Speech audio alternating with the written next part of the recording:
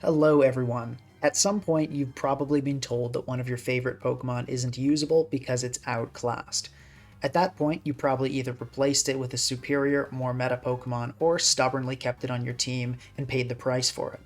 But is there ever a reason to use outclassed Pokemon in top level competitive play? The answer is yes, but very rarely and only in specific circumstances.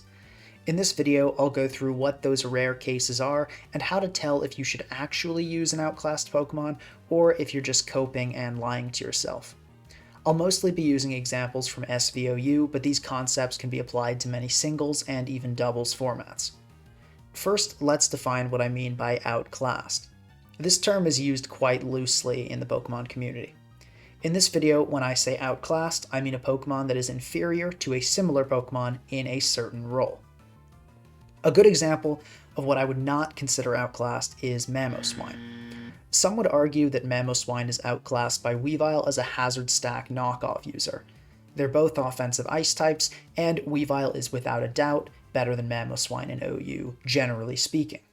At the time of making this video, Weavile is at 1.8% usage in OU compared to Mamoswine's 0.05% usage. Weavile has the benefit of stab knockoff and a fantastic speed tier. Still, Mamoswine and Weavile just aren't similar enough to consider Mamoswine outclassed. Mamoswine offers some significant differences, such as an immunity to electric, making it a more solid answer to Raging Bolt, and it has the ability to use Stealth Rock.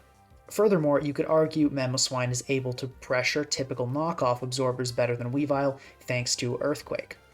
Alomomola can wall Weavile even with 3 layers of spikes and Stealth Rock up, but it can't wall Mamoswine. Even though Weavile and Mamoswine do very similar things, and Weavile is generally much better in OU, I wouldn't say Weavile outclasses Mamoswine because they have significant differences that sometimes justify using one over the other at a top level. A good example of a Pokemon that is outclassed is Salamence as a Dragon Dance user. Dragonite does this better. It has a better move pool, most notably with access to Extreme Speed, the ability Multiscale, which is generally better for getting set up. However, this doesn't mean Dragonite outclasses Salamence in every way. There are sets you could argue Salamence is better, perhaps as a defensive wall, since Intimidate is more useful than Multiscale when switching in multiple times. Salamence also has a higher special attack stat, so you could argue it's more effective at mixed attacking or special attacking sets. But in the context of a Dragon Dance user, Salamence is thoroughly outclassed by Dragonite. There's almost no situation in which you would ever use Salamence as a Dragon Dance user when Dragonite is available. There are many Pokemon that are outclassed. Almost all final evolutions outclass previous evolutions in every way. When two Pokemon have the same typing and similar stats, one will usually outclass the other in most ways as well. Pokemon are often outclassed in certain roles, or many roles, but rarely outclassed in every single role. Note that in the examples I explained, I said that a Pokemon was outclassed or not as a certain set. Salamence is outclassed by Dragonite as a Dragon Dance user. Mamoswine is not outclassed by Weavile as a Hazard Stack knockoff user. This is important for understanding the first reason to use an outclassed Pokemon: shock factor. Let's go back to our friend Dragonite, but this time Dragonite will be the outclassed, not the outclasser, because now we're looking at Choice Specs Draco Meteor users. There are many Pokemon that can do this better than Dragonite in SVOU. Kyurem, Walking Wake, and Dragapult, just to name a few. All of these Pokemon are faster than Dragonite. Kyurem and Walking Wake have far more special attack, and Dragapult has far more speed. All of these Pokemon also have secondary typing attacks which are quite spammable, something Dragonite lacks due to Hurricane's poor accuracy. Compared to available options, Dragonite is simply not a good Choice Specs user. There are better options in almost every situation. It is utterly outclassed. But if there's no reason to use Choice Specs Dragonite, your opponent probably won't see it coming. This is where the shock comes in. They won't see it coming when their Great Tusk gets one-shot by Draco Meteor, Corviknight gets KO'd by Fire Blast, or Zamazenta drops to a Hurricane. The trick of using Pokemon in a role in which they are outclassed works better when the Pokemon has a viable use in another role. In this case, Dragonite has many viable and popular sets, but all are physical. The stronger your opponent expects something else, the more effective the surprise will be. If you use a Pokemon that has no viable role in the tier, such as Toxicroak, your opponent is less likely to be surprised by an uncommon set, since they won't have strong expectations of what you're going to do in the first place. Toxicroak usually runs physical sets, but if you were to try and surprise your opponent with a Choice Specs Toxicroak, it likely wouldn't be very effective.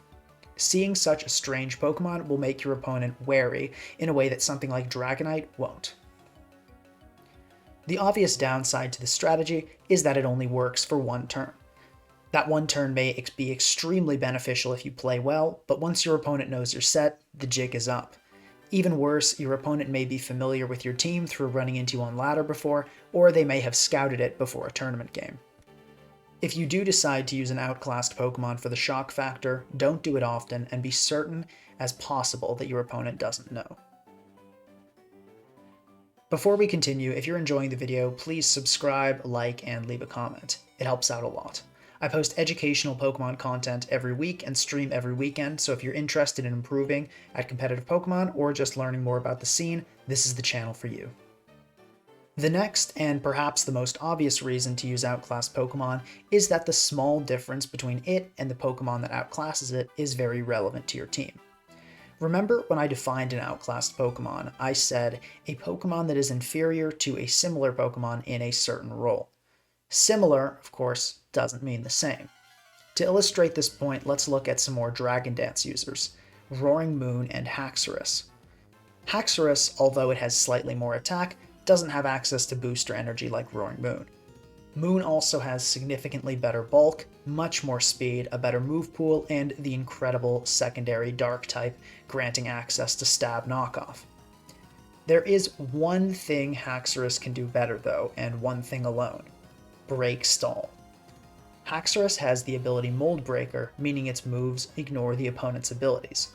This means that stat boosts are considered when attacking unaware Pokemon, so Haxorus can destroy Dondozo, Clefable, and Clodsire, particularly if it uses a Swords Dance set. Roaring Moon will be stopped by these Pokemon, but Haxorus won't.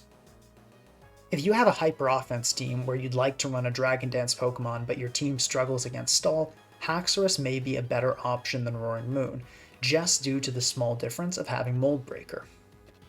Another example is using Masquerain as a Sticky Web setter. There are absolutely better options, like Ribombee, Araquanid, and Galvantula. But if there's a new team going around with some setup sweeper that takes advantage of conventional Sticky Web setters, like a specially defensive Garganacl with Curse and Terra Water to tank Araquanid, Masquerain might be an okay option. Unlike any other Sticky Web setter, Masquerain gets Whirlwind. It's the only Sticky Web setter to have a phasing move. Despite poor speed, power, and bulk compared to other Sticky Web users, that small difference of having Whirlwind might sometimes make Masquerain a valid choice. Be careful though. If you find that the only way to make your team complete or cover a certain matchup is to use a Pokemon that's outclassed in almost every way, that's likely an indicator that you should rebuild your team rather than use that outclassed Pokemon.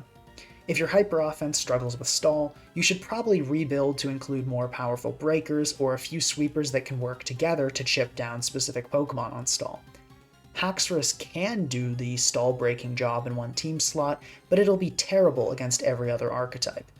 If your Webs team can't break a Curse Garganacl, that's probably an indicator that you should choose better Sticky Web abusers rather than using a Whirlwind Masquerain to prevent it from getting too much setup. Still, in some rare cases, the one thing the outclassed Pokemon does better is exactly what your team needs, and it's valid to use that Pokemon at a top level. The next reason to use an outclassed Pokemon is the Species Clause. A common strategy of breaking, typically used by Hyper Offense teams, is stacking Pokemon of the same type or Pokemon with the same checks together to force certain walls to be worn down. A good example of this in SVOU is Dark Spam. Many HO teams will use both Kingambit and Roaring Moon. The idea is that Roaring Moon can chip or entirely KO Pokemon that would normally stop a Kingambit sweep late game. Pokemon like Landorus, Moltres, Corviknight, Zamazenta, and Great Tusk are all frequently used to answer Roaring Moon and Kingambit. Because Roaring Moon and Gambit are so offensively similar, they can help each other out. But you know what's even better at chipping down a Pokemon's threats? Another copy of that Pokemon. An example that jumps into my mind is Gen 7 Anything Goes, where Psychic Terrain teams would run 3 Deoxys attack with varying sets and coverage. You'd see Focus Sash plus Nasty Plot, Life Orb for attacks, and usually a Z Crystal set. The 3 Deoxys would put so much pressure on the opponent that usually one of them would end up winning. This was one of the top strategies in the metagame. In most formats, though, you can't use the same Pokemon more than once.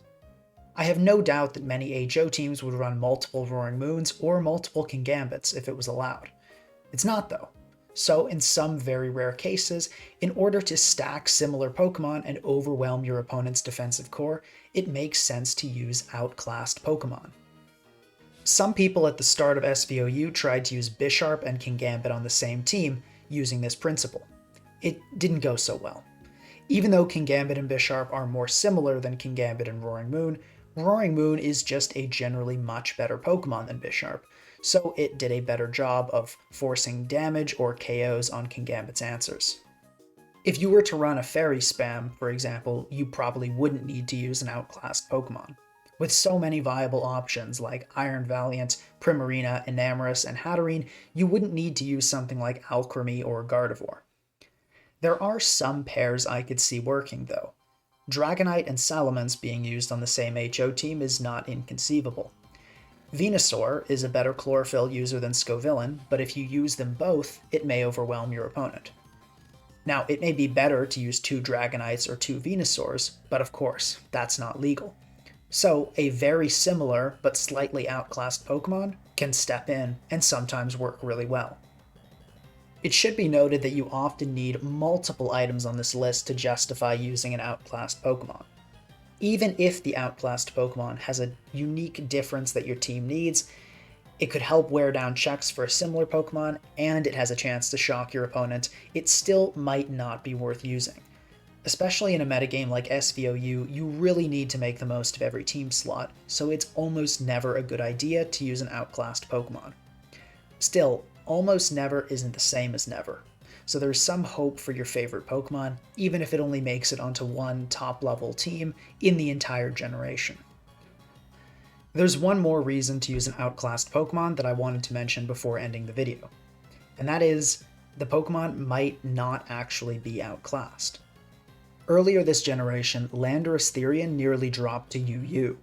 Many players expected that defensive Landorus sets would be ineffective without Knockoff and Toxic. On top of this, at the same time that Landorus released, we also got Gliscor, which still had access to Knockoff and Toxic. The metagame at the time was more slow-paced than it currently is, so Poison Heal was an even more useful ability than it is now.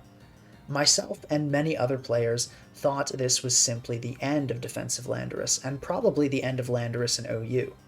I thought it would still get some usage from Scarf, Band, and Swords Dance sets, but probably not enough to keep it in the tier, and for all defensive roles, it would be outclassed by Gliscor. I was completely wrong. Gliscor is now at 14% usage, and Landorus is at 20%, and the most popular set is a defensive Stealth Rock setter with Rocky Helmet. Despite losing Knockoff and Toxic, the metagame became more fast-paced, and Intimidate paired with Rocky Helmet became more valuable. Raging Bolt also proved itself to be a metagame staple, and Landorus had enough tack to kill with an Earthquake, but Gliscor did not. Landorus can also run special sets with a 105 base special attack. Gliscor has only 45 special attack. These sets became crucial for answering Gouging Fire, and are still used after the Gouging Fire ban to do more damage to Great Tusk and Zamazenta. Landorus went from nearly dropping to UU to becoming one of the most used Pokemon in OU. If someone tells you a Pokemon is outclassed, they're probably right. But don't just take their word for it. Try it out and you may end up changing the metagame. I hope you guys enjoyed the video, and I'll see you next time.